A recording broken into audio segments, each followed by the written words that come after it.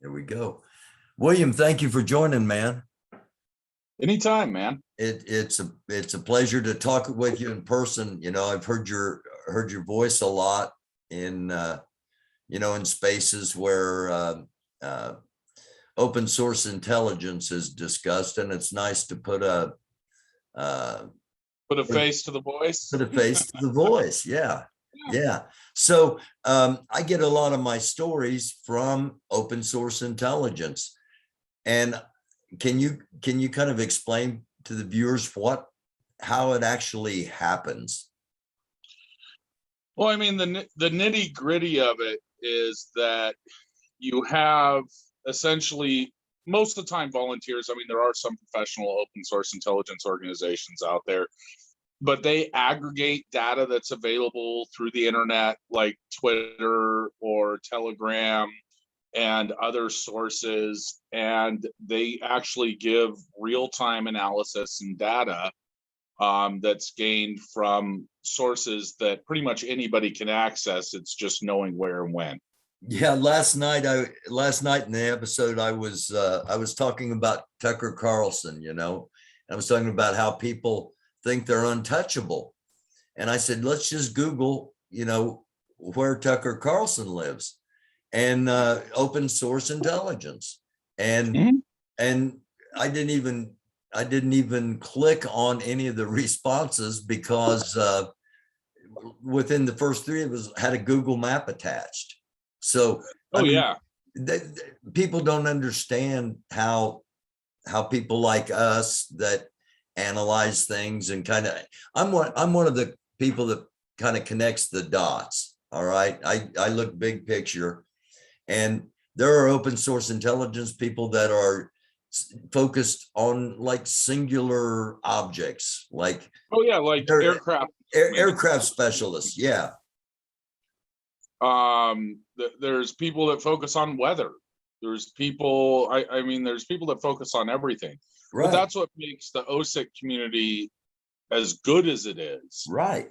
It's because if you're working in a professional intelligence organization, you may not have the skill set and have to look on the outside, find somebody that's cleared for it to get that assessment. In an OSINT community, you can just say, hey, who's good with weather? Who's good with ships? And somebody will be like, oh, I track all the ships in this area all the time. Right. Then he'll know somebody that's good on radios. So they'll be like, well, here's the radio traffic from that ship. So, and that's how OSINT works. And it's oftentimes why, mostly in this war that we're seeing in Ukraine, where it's essentially one of the first live internet wars. Right. It's totally different. That was going to be my next question. Making real differences. They're putting out targets. They're verifying where vehicles are. They're able to get the data, crunch it, assess it, get it out quicker than intelligence agencies, which is amazing. Right. And that's the beautiful thing with OSINT. I started, I kind of rebooted my program when all this started, and rebranded it to News Done Differently, because the news I report, I'm like a day, 2 days, sometimes almost 2.5, 3 days ahead of mainstream media. That get their information strictly from the government in a lot of situations. So what you're talking about, by the time it filters through and gets to the actual public, it's been filtered a lot. Whereas what I do is I'm reporting within hours of events happening, once things are confirmed. And and that's the other problem with OSINT, and I think that a lot of people don't understand, mostly people in our spaces, is that if you come into an OSINT discussion, there's a good chance you're listening live as we are processing that data. So not everything we say has been verified yet, Right. and we're in the process of verifying that. And I think for a lot of people that have recently come across the OSIT community in some of these spaces where we've been hosting discussions, aren't really used to that form of information management, where we're actively parsing the information Right. as they're listening. And So if we say, oh, this happened in this town, the next thing we're going to be is like, okay, can somebody geolocate exactly. that?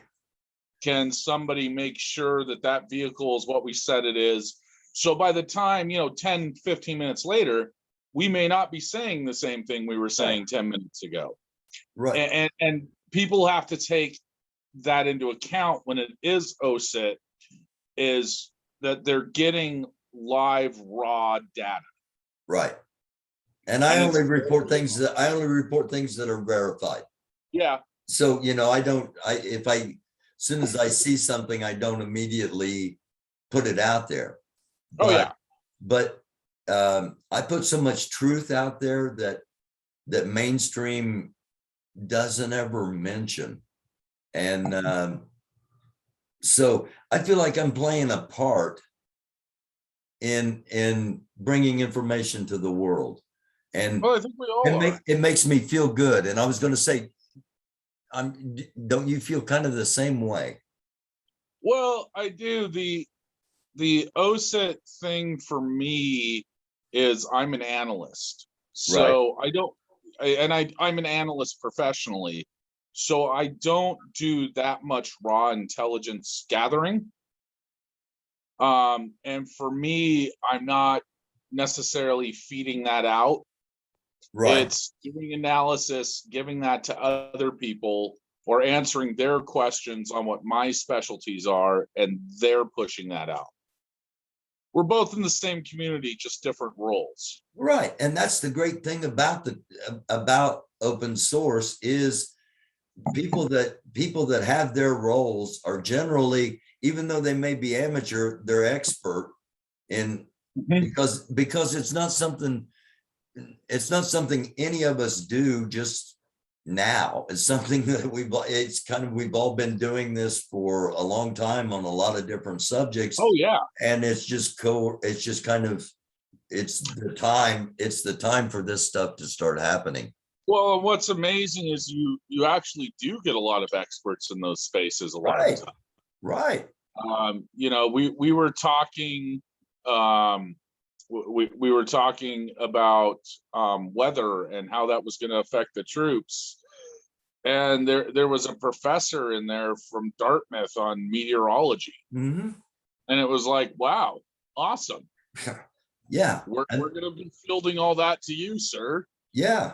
And the guy comes in, he's an expert on submarines. Yep. And I mean, it's well, we've had a lot of politicians in there from all over the world. Yes. We've had people from intel agencies that have sat in our spaces. So, it's not, I'd say the vast majority of it is amateurs, but there's a good block of it that are actual professional people that are doing part of their job by tapping that OSIT community. I agree. And like I said, as far as doing crowdsourced independent newscasts, it puts me way ahead of almost all other media. Oh, I'm sure. And nobody else is talking about Anonymous and what Anonymous is doing in all of this. Anonymous has been doing a great job. Anonymous has been doing an incredible job, and I think they're just getting started from the rumblings I'm hearing. So, all right, William, you got an incredible background. You've written a book. Talk about your book real quick. My book's The Blood of Patriots. Here we go, right here. Here we go. That is about the first case I worked with the FBI. It's currently being turned into a television series by Disney FX. Awesome. How cool is that? So that's good. Yeah. Working on my second book. Yeah, so that's Where can part of the story. Get the book on Amazon, I trust? Yeah, The Blood of Patriots can be ordered from your local bookstore, Amazon, Barnes and Noble, Target. They've all got it. Awesome. Okay. Awesome. It's got pretty good distribution. And it's going to be put out in a TV series. That's breaking news. Yeah, well, I think we announced it like a year and a half, 2 years ago, but COVID kind of slowed it all down. Ah, okay. All right. Okay. So talk about the FBI a little bit. Well, the FBI gets a bad rap at times. Yeah. So the FBI, I think, gets a really bad rap a lot of the time. And, sometimes it's deserved, but I would say 99.9% of the time it's not. They're just the easiest, whipping boy they can find. And plus they take it. They have to take it. Yeah, right. That's what I'm saying. That's why they're the easiest, because, they take it. And yep. It's part of the job. And everybody likes to blame them. It's always their fault something happened. So working with the FBI, I got out of the Army after 8 years, started a military surplus retail store with a bounty hunting business on the side, because that's what everybody does, and a security company. Ended up getting in deep with some anti-government militias. One of them ended up going completely off the rails, and they had to go to jail. So I worked with the FBI for that. After that happened, I relocated, of course, and then it was kind of hard to break back into work with everything that had happened. So I continued to work with the FBI. I did a lot of undercover work and intelligence collection for about 4 years, until about 6 years ago. And then I started to switch over as the book was published and I started becoming more well-known. I switched over into doing a lot more analysis, which is all I finally, my handler retired last week. So I finally had him write me out. But at that point, I'd pretty much done an analysis for the last 6 years, which was nice. I loved working with the Bureau. Great guys. It was hard sometimes, but all in all, wonderful people, incredibly well trained, and people that care about their jobs a lot. They take it regardless serious. of their political affiliation. Yeah. Yeah, they take it seriously. Yep. Well, the FBI has the pick of law enforcement in the United States. So they're considered the premier law enforcement agency. And when they go and they recruit, they take that seriously. They're not going to take you unless you're very, very good. And are they, I think I know the answer. Most people that ask questions like this have a pretty good idea what the answer is going to be before they ask the questions. Are they non-political? Yes and no. Okay. All right. The FBI is run by the Department of Justice. It's a sub-agency. So, of course, the Department of Justice is ran by a political appointee. Mm-hmm. So the program priorities are absolutely political. Okay. All right. And that goes down to the director's office, also an appointment. But once you filter it down to the agents, one thing that I noticed almost immediately with the Bureau was that regardless of their political affiliation or thoughts, they wouldn't let it get into their work. And that was up till about 4 years ago. Once Trump came into office, the environment definitely began to change, where we started to see agents feeling more comfortable letting their political views be known. And we started to see more, we started to see that start to creep into the work more. But that being said, not even a percentage of what the rest of the government went through.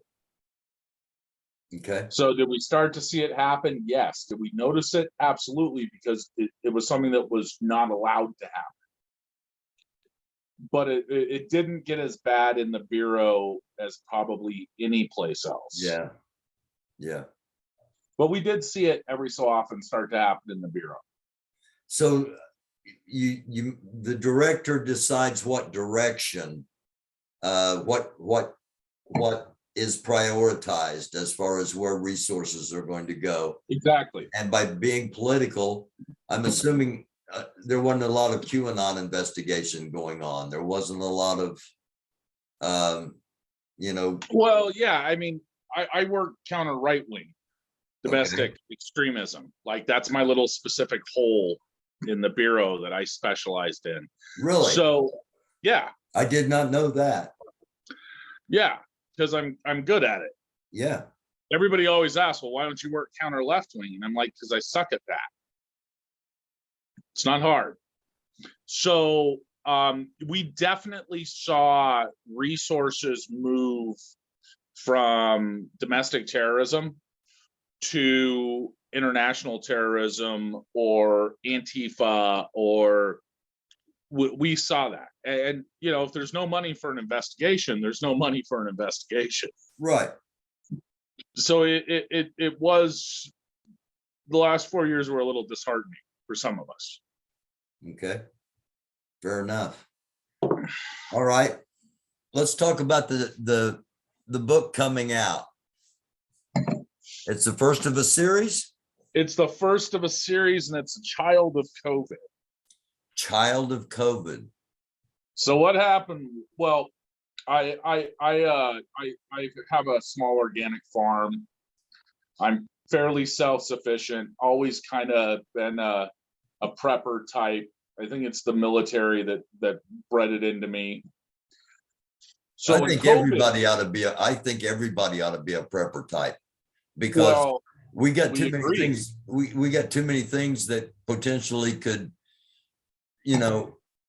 bring us down. Bad things can happen. We've got to, as we're talking, there is a meteor the size of a school bus heading towards Earth that they just found out about 5 days ago.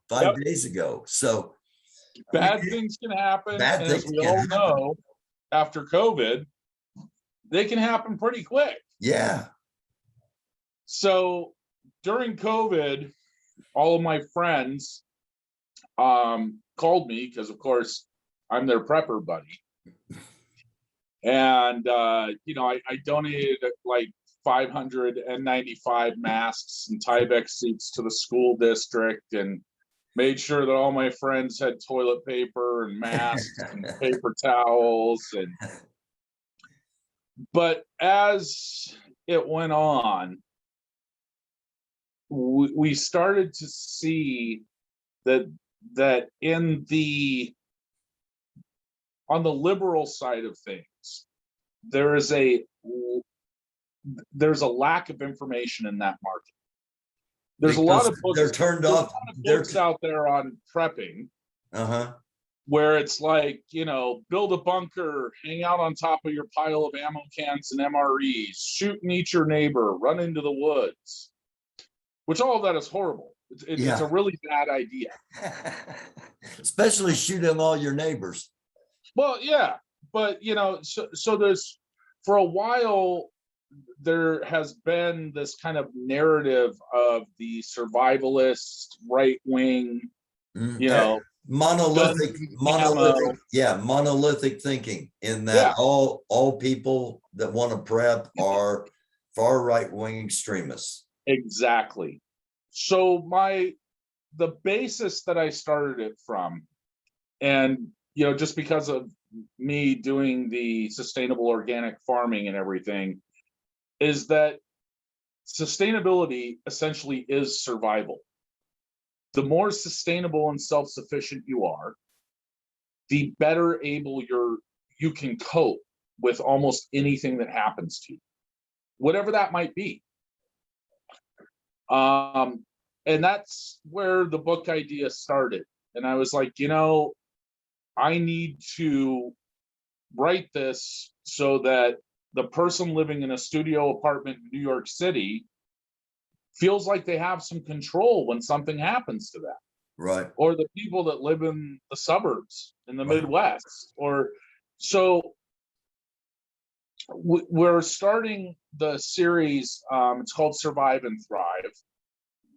But we're starting it from the basis of the more sustainable your lifestyle is, the more able you can weather whatever changes happen. And we're going to get into specific disasters and what to do here and there, but we're also going to talk about things like, organic gardening. If you have the space, you can grow a garden. Right. That garden not only makes you healthier, it reduces the amount of carbon that's going into the atmosphere to produce your food and transport your food. It's allowing you to grow varieties that are made for your area, which keeps the diversity alive in the food system. And it's a great skill to have. But those people that during COVID were like, oh, I have to put a garden in, and most of their stuff died, this is for them. Like, hey, I want you to continue growing that garden. Right. We're talking about solar. If you live in an apartment and the window opens, one solar panel, you can charge your phone, run some lights, and keep your refrigerator going. Got one. Yeah, just one solar panel, hang it out your window. And there's mounts and everything else, and we'll talk about those. But one solar panel and a nice little battery bank, you can keep your refrigerator and your lights and your cell phone. That's pretty good for somebody that lives in an apartment. Yeah.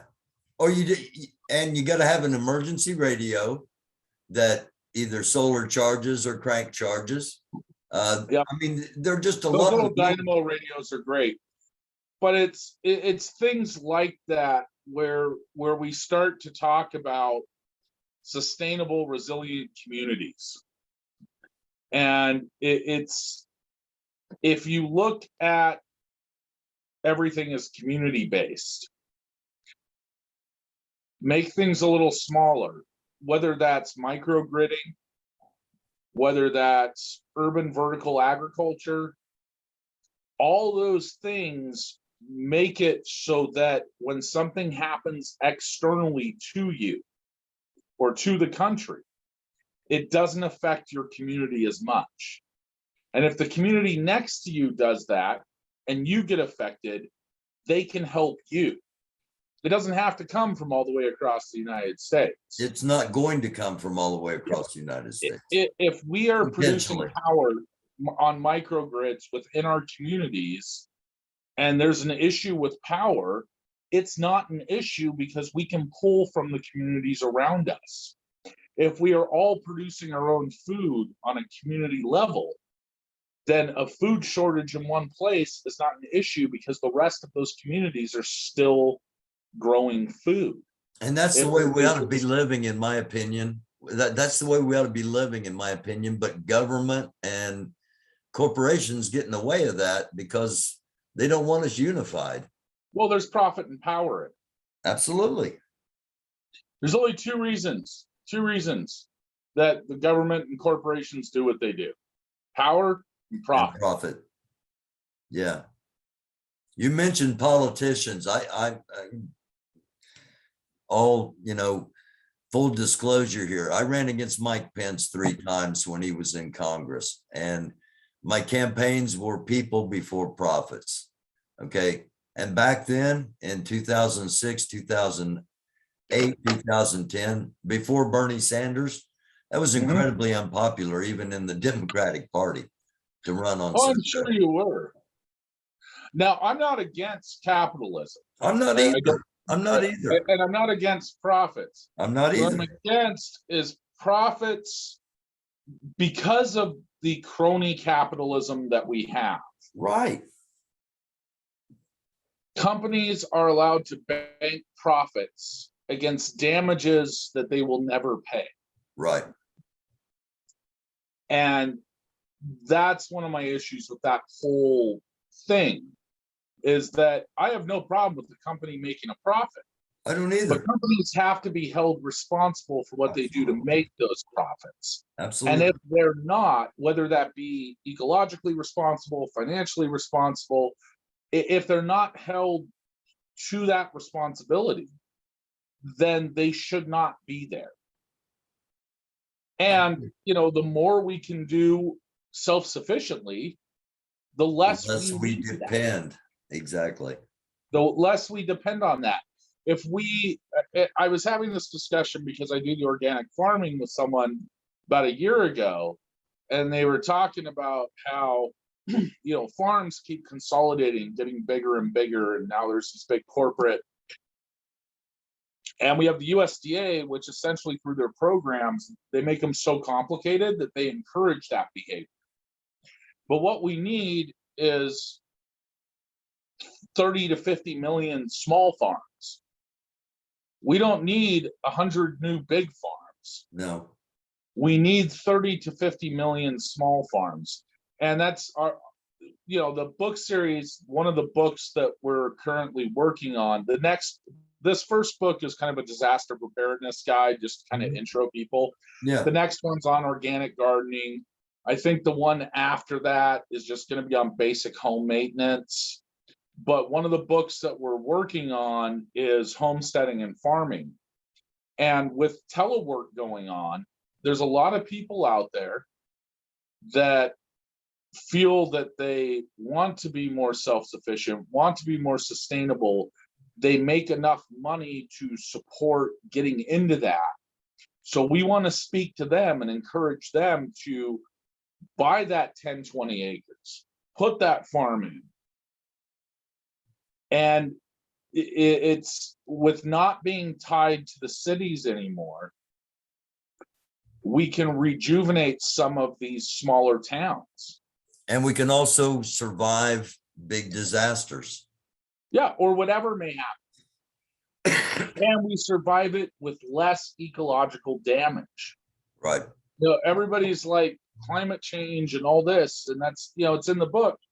Climate change is just going to make these things worse. Right. One of the things that we're doing on our new property we just bought here is that we're doing step agriculture because it's on the side of a hill. Right. So we're literally going in and just building rock walls, making like a terrace. Right. Because the water will come down, it'll hit the terrace, it'll slow it down. It'll go down to the next terrace. It won't take the topsoil off. And, we're on an old sheep pasture, which just was a hillside that has eroded for years.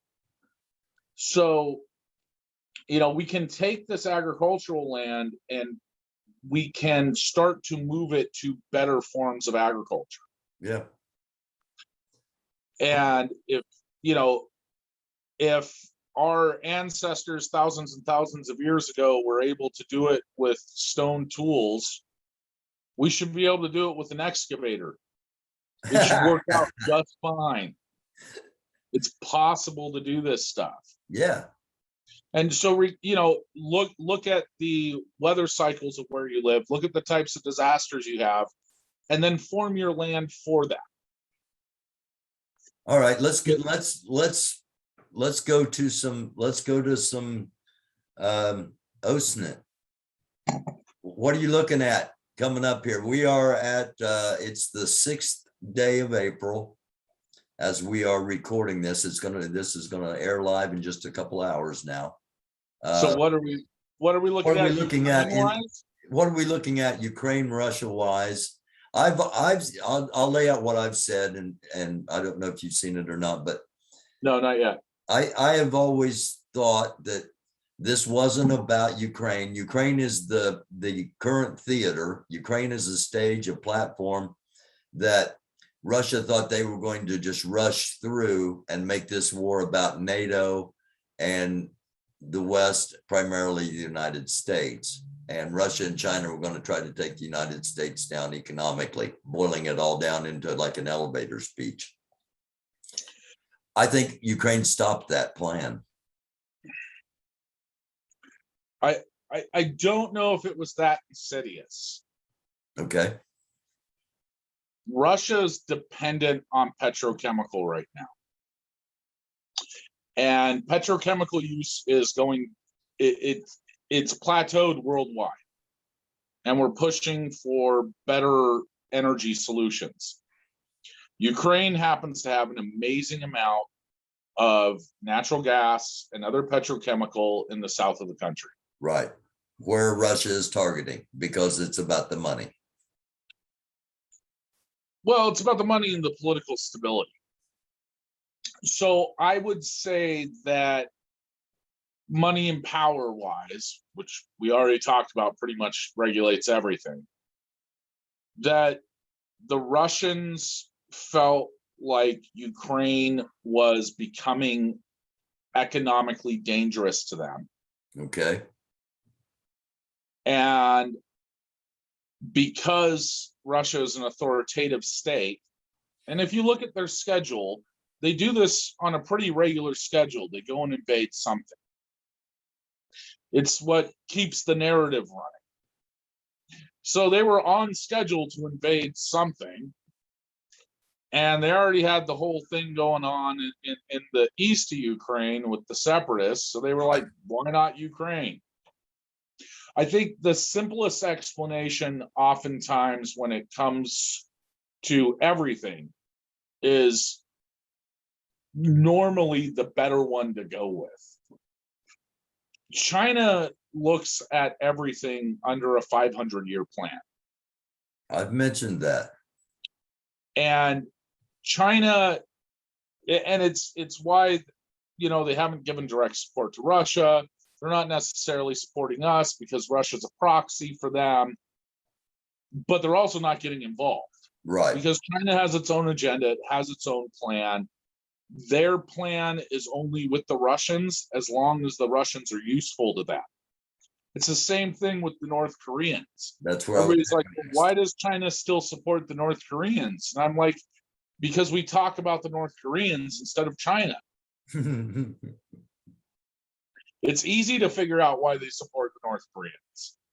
Because literally, we will spend every waking minute talking about a test launch from North Korea and not talking anything about what's going on in China as they steal the world's technology. Right. And human rights violations and on and yeah, on. But those plastic cups at Walmart we all need. I mean, come on. Yeah. Worth it, right? Not really. No. But that's what it comes down to. I was talking to somebody the other day that we literally wasted Bretton Woods on buying plastic cups from China. And that's pretty sad when you think about what that could have done long term, not just for America, but for the world economically. And instead of, keeping our country's manufacturing and economic base in place, we instead wasted all the gains from Bretton Woods on buying cheap crap that needs to be tossed away. So what's going to happen in Ukraine from here to the weekend? Are we going to keep? We're in kind of a lull at the moment. Yeah, there's nothing that's going to happen between here and the weekend. The Russians are going to keep working on some of the cities in the south. The Ukrainians are going to start, digging in along the north and the east. We might see a push by Ukraine to move their lines a little bit towards the south, but with what's going on to the north of them, they have to keep a large amount of their troops there. What we are going to see within the next month or so is the conscripts that were conscripted at the beginning of the war. They're going to start graduating basic training. So we should see the Ukrainian troop numbers get bolstered. Okay. Okay. And as the war drags on, we're going to see more and more of that. Okay. So, because unlike the Russians that are training these guys for 2 weeks and throwing them at the front line, the Ukrainians are still taking their conscripts and putting them into basic. Yeah. They're still training them how to be soldiers. And that takes time. And they seem to be really well trained from what they're getting there. The type of warfare that they're involved in, which is small unit, non-complex weapon systems, as long as you have a well-disciplined force, the training is not as important as, say, learning how to use a Patriot missile battery. And they're also fighting for their own land. That's, yeah. Which makes them incredibly motivated. I think where Russia went wrong and where a lot of US analysts went wrong is they thought that the Ukrainian army that Russia saw in 2014 was the same Ukrainian army that was going to be there in 2021, 22. And that was what I meant by they've trained. They're not the same army they were in 2014. No, and we've trained them. Right. So what they did is they came in and they adopted modern Western doctrine. And the Russians haven't. Right. And the problem is that, you heard a lot from the Russians on them modernizing their military. And to an extent, they did. They modernized their equipment. But they didn't change their doctrine to fit that modern equipment. They were like, oh, the Americans have a new toy. Here's our new toy that matches the Americans' new toy. But the Americans have a doctrine that goes with that new toy. And our doctrine changes as our battle space changes. The Russians are still using the same doctrine that they've used since the USSR. So even though they have those new weapon systems, they can't even employ them correctly because their doctrine prevents that. And when you have... Can you explain that a little bit? How their doctrine prevents them from deploying the newer system? We have essentially a joint forces doctrine, right? Mm-hmm. So air, land, and sea being joint forces for those watching. Yeah, it gets more complicated than that, but we have this integrated force doctrine, which means that our infantry and our armor and our air assets and our sea assets, they're all integrated across the board.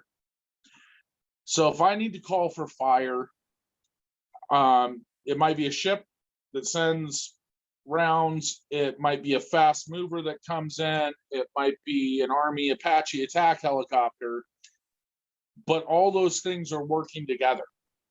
And our infantry is assigned, with our armor, so that the armor has protection on the ground, and we train all the time. And we have forward air controllers that are embedded in our units to talk to those planes, to get the bombs where they need to go. And we have the laser designators that the Army has, that the Air Force uses to drop a guided bomb. So we have all this integration between services and between different branches in our military services. Russia doesn't have that at all. The Russian Navy is separate from the Russian Army, separate. Completely. They don't even use the same radios. A Russian pilot gets an order to go on a mission, and he goes and flies that mission. And we're sitting and listening to them. We're sitting and listening to their transmissions in many cases. Exactly. And there's no in the American military, we give authority to the lowest leader possible in combat. We give operational authority to them. So if you're a squad leader, you have authority. If you end up in a situation, do what you think is best. That's kind of how our doctrine is. And then we push it up the chain, and then it comes down the chain of command again. In the Russian military, you have orders, and the chain only works from the top to the bottom. Okay, and that's so also why we see that non-commissioned officers, which are incredibly important in our American forces, we see a lot of them getting killed in Russia. They don't have the same importance, or in Ukraine, they don't have the same importance because of it being top down. Is that exactly? okay? So they get orders, they have to execute them. There's no decision making that goes on between the top and the bottom. Here's the hammer. Here's the guy that wants the job done. Here's the hammer. Go pound that nail. And they'll keep pounding that nail until the nail goes in. But there's no, hey, the hammer doesn't work, or hey, this nail sucks, or hey, the wood's too hard, we need another solution. There's none of that. Because if you question it, they just shoot you. Yeah. And we had some intelligence coming in that they're bringing the Syrians and the Wagner group, the Wagner group, whatever you call them. They're bringing Syrians in, but they're not going to be on the front lines. They're going to be to make sure the Russian soldiers don't. Well, not just the Russian soldiers, but also the Ukrainian civilians. You have to remember the Russians invaded a country that speaks their own language. Mm-hmm. It would be like us invading Canada. We're going to feel something for those people because they speak English, that we can associate with them. Yeah. So it's not just that they're going to be keeping the Russian soldiers from deserting.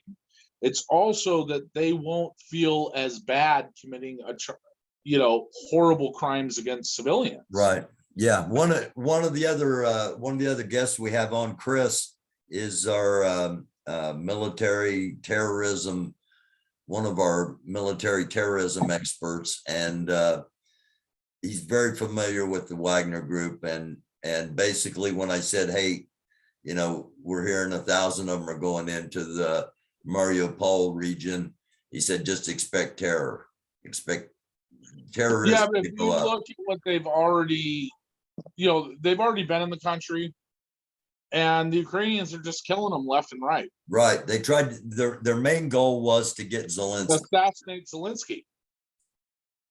Those are some of the assassination teams they sent in on Zelensky, were Right. Wagner. Right. And we saw them in street clothes getting pulled out of cars and beat up and arrested. Yeah. Yep. All right, man. I appreciate the time, and I hope you'll come back on. One final question. Yeah. Is there a red line, in your opinion, where the United States gets involved militarily? No. No way we get involved, even if we're attacked on our home soil? Oh, no. If we're attacked on our home soil, absolutely. I was thinking in Ukraine. Okay, because there's no I'm red line in Ukraine for us. There. Yeah, I've been there. Yeah, okay. They touch a NATO country, and I think that red line's crossed for us. Really? And I don't think that's a moral issue at all. I think it's purely political. And economics. Yep. Yeah. Because I still NATO question. Doesn't think that the U.S. will come to their aid. I still question it. All sorts of dominoes that fall. I still question it. If there's an attack on Estonia, will the United States really? I think it'd be Poland long before Estonia. Well, I know, but Poland's significant. in the eyes of America, possibly more than Estonia, simply because of size. As long as I'm it's a not trying to NATO be cruel. member. It's just geopolitical. Yeah. As long as it's a NATO member, if we didn't do anything, the blowback from that politically, economically, and militarily would be too big. Okay. We just can't ignore it. Yeah. If a NATO country is attacked and if they choose to invoke Article 5, I would see us going live at that point. Okay. Which is exactly why the Russians have made sure not to do it yet. Because Putin's not a moron. Right. He's in a quagmire in Ukraine. He's aware of how bad his military is doing. And this is against the Ukrainians, which are still using old Soviet equipment, but with US tactics. So he's not dumb. He knows that if they end up in a land war with NATO, and we're talking modern equipment and modern tactics, that they're toast. So the last thing that he wants to do is drag NATO into this. He's well aware of what he's doing. And if you look, all he's done in Russia since the invasion is solidify power. Right. He just clamped everything all down. the invasion was supposed to do to begin with was just make sure that he had solidified power for another 5 or 10 years. Now, it might backfire horribly this time, or maybe he is able to get that corridor in southern Ukraine and he can call it a victory and go home.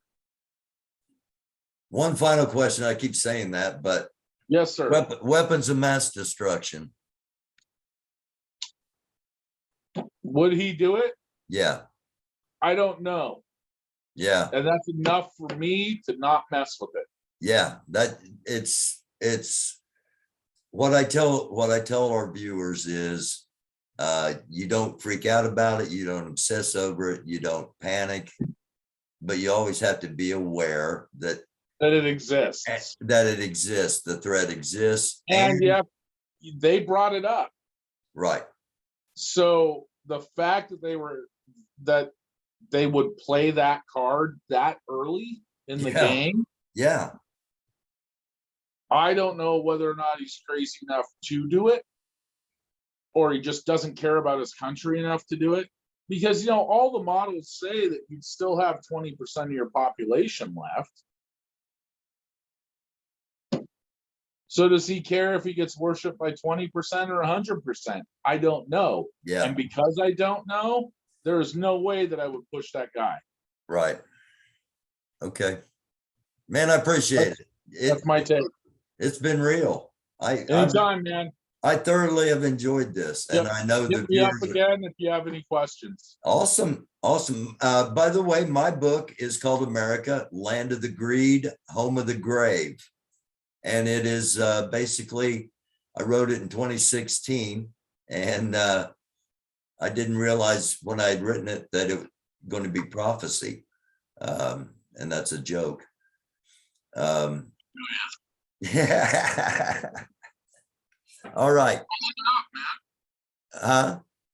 I'll look it up. Okay, look it up. Thank you. Hey, I'll see you online, and keep doing the great work you're doing. Anytime. All right. Talk to you later. All right. Bye. Thank you.